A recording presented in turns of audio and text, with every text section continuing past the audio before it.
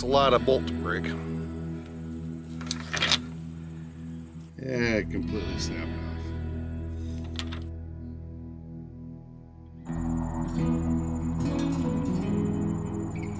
Sunday morning. Got most of this field done. Once we have this field done here, we will be halfway done with corn.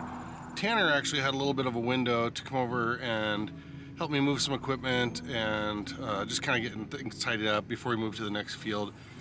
Gary has some obligations today, so it's just going to be a short day. The co-op isn't even open for a couple hours and they close at 5, so I think I basically just want to get the rest of this grain taken into the elevator and then shuffled over to the next field, and then we'll start fresh on Monday.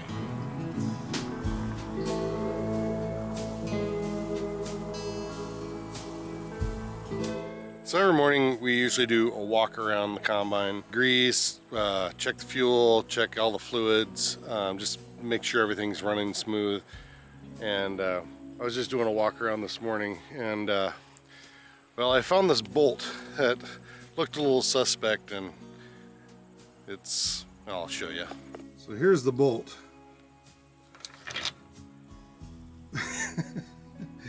Yeah, it completely snapped off. That bolt is something we put in there. The one that was there broke off a long time ago. We didn't even know it was missing. We didn't even notice it was missing probably for, I don't even know how long.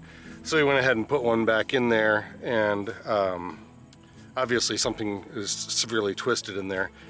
But for what we're gonna do today, I'm gonna go ahead and run it, and then we'll have to pick up a new bolt from John Deere maybe tomorrow or something. But that's a lot of bolt to break. I don't know what proper speed is. It doesn't matter, just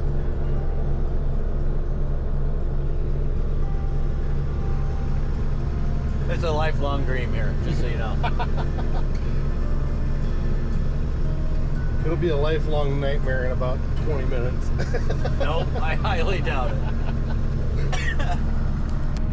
Okay, now just go ahead and get lined up.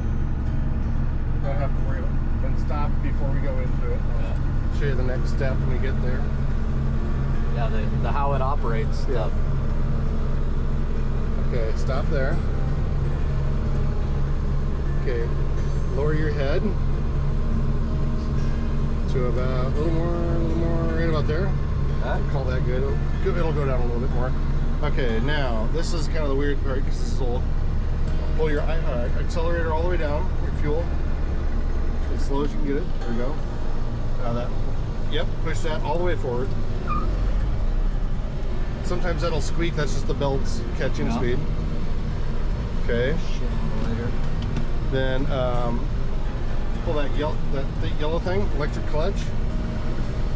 Give her all the gas you can get, and then take that bungee and drop it around the back of that because it wants to give up. Okay, and then you just start moving forward, keeping the corn obviously between the rows, or between your snouts. Now you can lower that head a little bit.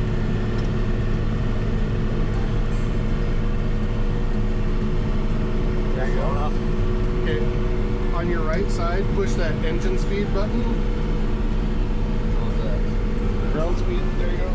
Okay, so you can go up to about 2.5. So go ahead and give it some fuel. There you go.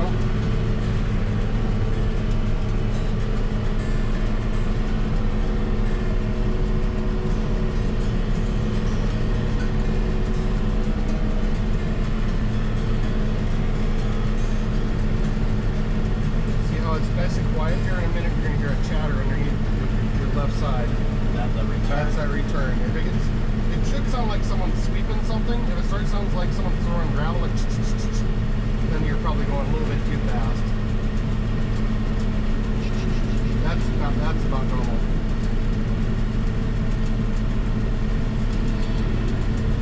I'm farming!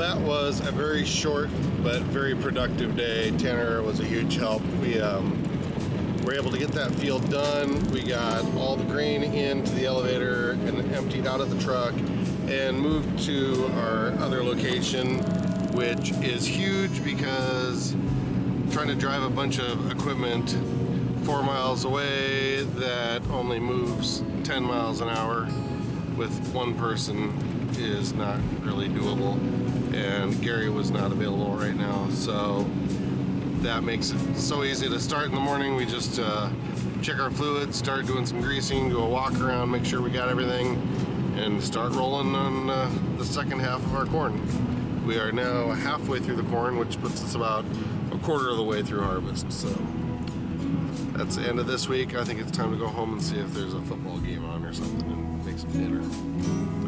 Have a good week, folks.